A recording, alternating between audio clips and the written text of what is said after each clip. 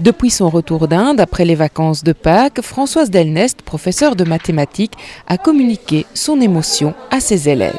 Tout ce qui est monument, oui, c'est beau, mais bon, il y a des belles choses aussi dans les autres pays. Par contre, au niveau de la population, de la qualité de la connexion avec les gens, la qualité de cœur des personnes, là oui, j'ai un coup de foudre. Et aussi très très touchée par des enfants qui marchaient sur leurs mains parce qu'ils étaient tellement maigres qu'ils n'arrivaient plus à tenir debout, par les handicaps. Quand j'ai vu ça, je me suis dit, ça pouvait être moi, ça pouvait être mes enfants, ça pouvait être mes élèves, et je pouvais pas rester sans rien faire. Et les futures péricultrices et auxiliaires familiales se sont tout naturellement embarquées avec elle dans l'aventure de l'humanitaire. Dès que Madame Delnest est rentrée, nous a parlé de ce voyage, on a tous été très très touchés et on s'est tout de suite dit qu'on voulait l'aider pour repartir plus tard et aider les enfants là-bas. La misère là-bas, tout ça, ça nous a tous marqués en fait. Et on a voulu, dans un sens, s'impliquer pour réagir. Bien sûr, on fera peut-être pas grand-chose, mais c'est déjà un début, quoi. Si on s'implique tous et puis que chaque année, les nouveaux élèves arrivants s'impliquent, on peut aller loin, quoi. Je lui dis, mais qu'est-ce qui vous motive comme ça à vouloir plus? Elles m'ont dit, vous savez, on est dans une école paramédicale, mais on n'a pas l'occasion de... Si on est dans le médical, c'est qu'on a envie d'aider les autres, et on n'a pas l'occasion vraiment sur terrain. On nous dit qu'on peut faire ceci, cela, mais on ne peut pas le faire. Tandis qu'avec vous, à travers vous, on peut le faire. Alors voilà, on a vraiment envie de participer. Le fruit de toutes ces actions servira à la fois à une école et un hôpital des banlieues de Jaipur. Il y a 200 enfants dans l'école et il y a encore 70 enfants dans les banlieues qui ne peuvent pas rentrer à l'école parce qu'ils n'ont pas l'argent pour payer l'uniforme. Donc nos deux priorités pour l'école, c'est amener les tapis de sol pour que les enfants ne soient plus sur terre nue, surtout l'hiver, et payer ces 70 uniformes pour qu'ils puissent rentrer à l'école, en tout cas l'année prochaine. Quant aux fournitures scolaires, ça c'est les élèves qui ont ramené beaucoup de fournitures scolaires. Chaque euro engrangé sera 1 euro pour le projet et la communauté indienne, puisque les uniformes, tapis de sol et médicaments seront achetés et payés sur place, une formule qui booste à 100% l'implication des élèves.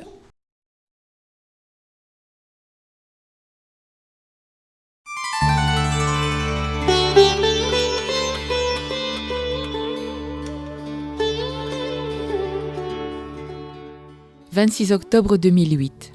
Il est 7h du matin et j'arrive à l'aéroport de Jaipur, où Sharma, mon correspondant indien, m'attend pour charger la chaise roulante, le pèse-bébé mécanique et 55 kilos de bagages humanitaires dans la voiture. Comme prévu, nous avons fait les achats chez les commerçants locaux. Les fournitures scolaires, quelques jeux, 200 assiettes, 190 uniformes et 191 pulls, ce qui permettra aux enfants des banlieues de pouvoir faire leur entrée à l'école, et les tapis de sol. Notre premier objectif est d'apporter une aide matérielle aux 4 petites écoles de la banlieue de Jaipur. Chaque école est composée d'une seule classe où se regroupent dans une pièce de 2 mètres sur 2 mètres 50 une institutrice et une quarantaine d'enfants de 2 ans à 6 ans. Ce local est une pièce d'une habitation privée qui est donnée en location. Lors de ma visite, il n'y avait qu'une vingtaine d'enfants par école, car c'était chez eux aussi les vacances scolaires. Le matériel mis à la disposition des élèves est des plus rudimentaires. Quant à la nourriture, elle est limitée aux dons de l'UNICEF. Donné par l'UNICEF. Les enfants de 2-3 ans. Et ça, c'est un sac pour combien de personnes?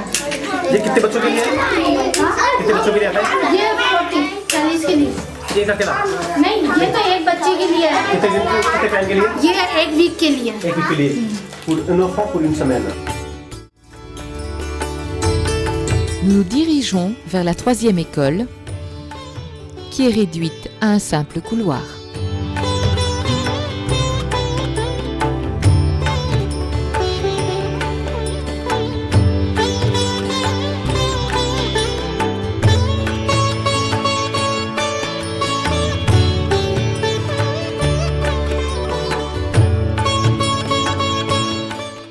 En route vers la dernière école, où tous les enfants se sont rassemblés pour recevoir le matériel qui leur a été destiné. Les pulls, les assiettes, les cahiers, les ventilateurs, les pèse-personnes, les tableaux noirs, les craies et crayons et les uniformes. Ça c'est pour les filles. Ils auront aussi un pull. School dress भी देती है पता है क्यों जिससे कि आप लोग खुश रह सको तो एक बार जोर से क्लैपिंग करो इनके लिए मस्त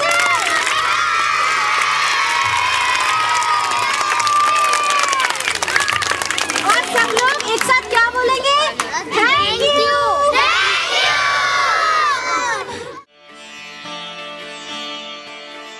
Deuxième objectif, l'école primaire et secondaire d'Abjabgar Harikabas, dans une autre partie de la banlieue de Jaipur.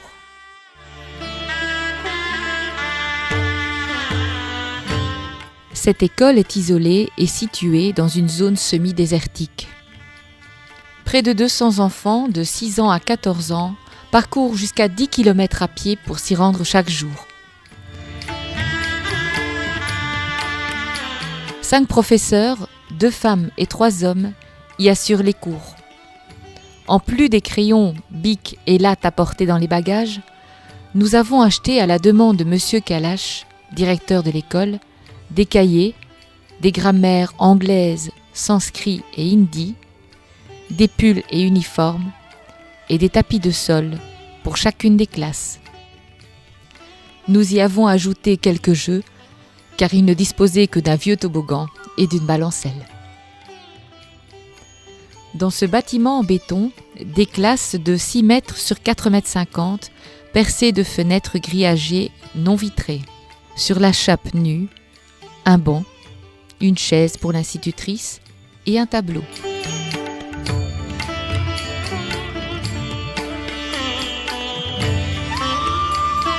Le tapis posé rend déjà la pièce plus chaleureuse et confortable.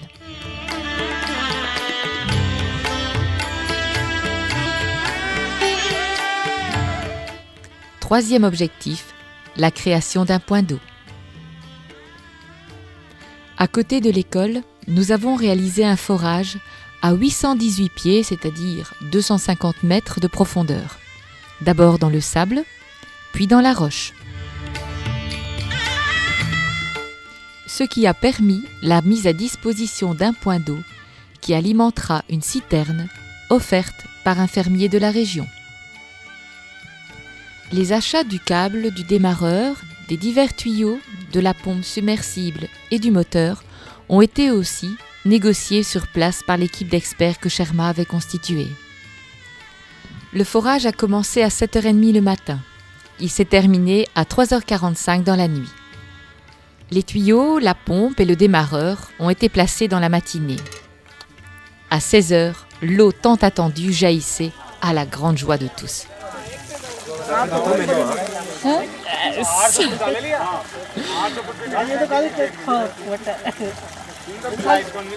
Alors que les enfants la regardent couler, un des fermiers est déjà en train de la canaliser.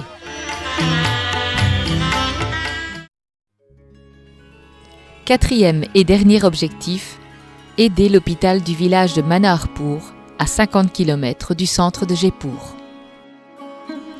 Il y a un peu moins d'un an, l'hôpital était une ruine de 6 pièces. Mais représentant trop de dangers, il a été abandonné pour s'installer en face dans une maison offerte par un riche habitant du village.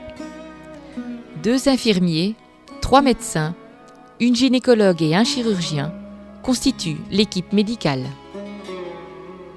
Avec peu de moyens financiers mais beaucoup de bonne volonté, ils transforment cette habitation pour y faire notamment une salle d'opération, 2 salles d'accouchement et des chambres pour les personnes qui doivent être hospitalisées.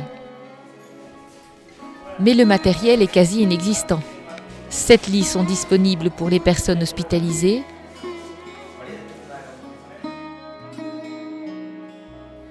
une salle d'accouchement très rudimentaire,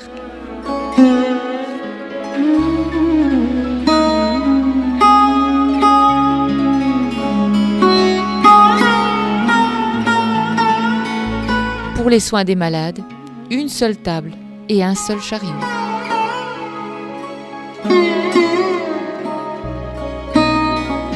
En plus du pèse-bébé, de la chaise roulante et du petit matériel apporté dans mes bagages, nous avons acheté à la demande des médecins 3 305 € de médicaments chez les grossistes locaux, principalement des antibiotiques. Ceux-ci seront donnés uniquement aux 1700 familles reconnues sous le seuil de la pauvreté.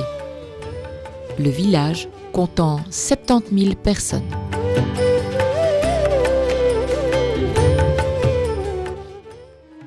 Est reconnue sous le seuil de la pauvreté une famille de plus ou moins 7 personnes ayant un revenu inférieur à 70 cents par jour et dont la maison n'est qu'une ruine.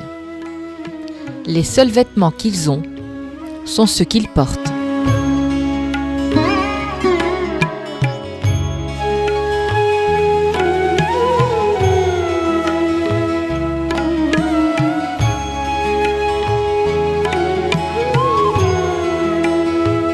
Cela concerne donc plus de 10 000 personnes dans le village.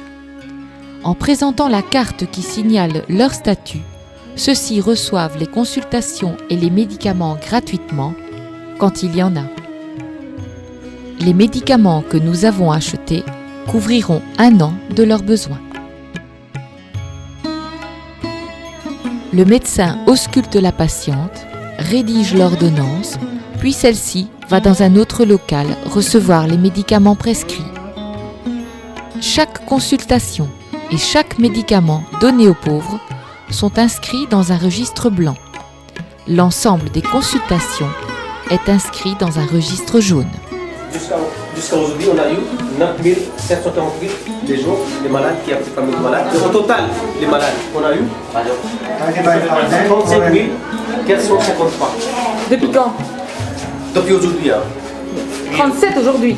37, les gens qui sont pauvres, les malades qui sont pauvres. Oui. Mais les gens qui sont pauvres, jusqu'à aujourd'hui, de 1er janvier jusqu'à aujourd'hui, 9700. 9748. Et au total, tous les malades, Oui. jusqu'à aujourd'hui, de 1er janvier jusqu'à aujourd'hui.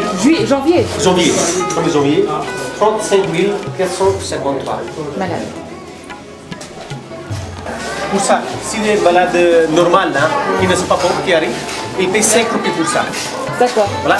Mais pour les pauvres, Ils n'ont gratuitement. et c'est comme c'est l'argent qui arrive, voilà, on touche tous et on achète les médicaments D'accord. pour les pauvres. Les personnes n'ayant pas accès à ce statut devront se fournir en médicaments à la pharmacie du village.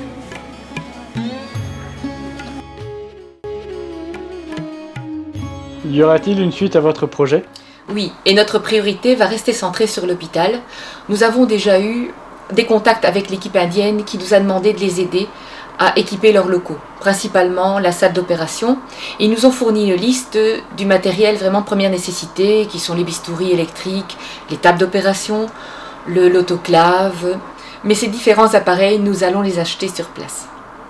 Nous souhaitons aussi être attentifs aux bidonvilles avoisinants, nous renseigner comment nous pouvons aider cette population, principalement les enfants, qui cherchent dans les déchetteries les matériaux pour construire leurs habitations et qui vivent, voire survivent, dans des conditions précaires et insalubres au milieu des rats. Comptez-vous retourner en Inde ? Oui, nous comptons retourner 10 jours en Inde en avril 2010. Je partirai avec quelques collègues, des élèves infirmières brevetées, des péricultrices et des auxiliaires familiales et sanitaires. Les élèves infirmiers brevetés et auxiliaires familiales et sanitaires partiront à l'hôpital pour accueillir les patients, mais ils seront bien sûr encadrés par le personnel du lieu. Quant aux péricultrices, elles iront donner diverses activités dans les petites écoles. Le projet continue. Notre priorité restera centrée sur l'hôpital. À la demande urgente de l'équipe médicale, nous allons équiper une salle d'accouchement et une salle d'opération.